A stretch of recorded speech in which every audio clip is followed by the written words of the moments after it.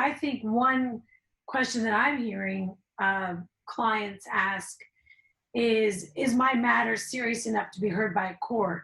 And I know this is a fluid and dynamic situation, and the family courts are going to have to adjust this and adjust what they decide to see on a case by case basis, which I would put the health and well being of a child, some sort of domestic abuse at the top of that list. I've had clients ask me if a court will hear them if they want to adjust their visitation schedule or they want to change the way they hand off children. And that doesn't appear to be an emergent matter. Would you agree? I agree with that right now. I don't think we're having hearings in those types of situations. I think as the courts adapt and things settle in a little bit, we may start to see more of those done via Zoom. I also found out this week, so one of the counties where I practice, we can get hearings there. They're saying, we still have to ask, but they're doing in-person hearings in Hays County right now. I haven't heard, I think Williamson County, it's still very much, you have to ask before you go. And I know that they're taking temperatures outside the courthouse.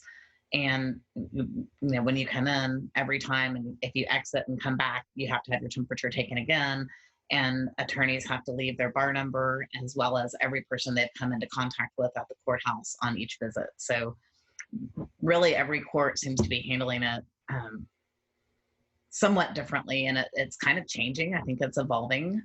But if we keep these orders in place, I would say, longer than the end of the month, I think we will start seeing more access to the courts. It's almost like if you have to ask, then you probably aren't eligible. Right. And it appears to me that we need to be conscientious in how we advise our clients on what matters to take and what matters not to take, so that we're respectful of our court's time. Because I foresee, and of course it's a little bit like looking into a crystal ball, but I foresee a situation where we have multiple parents furloughed or laid off, child support matters coming into play. And those are going to be imminent in the next, it's already occurring with unemployment rate being so high, but in the next 6 to 10 weeks, as people are trying to make rent and food bills, how are they going to pay child support? So we're going to have to be conscientious about how we fill the court's calendar.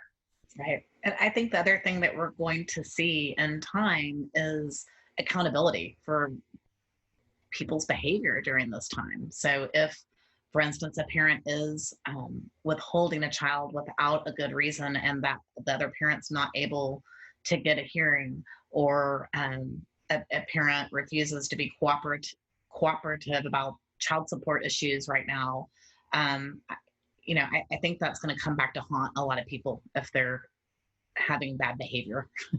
I don't think the judges are going to like it at all. So.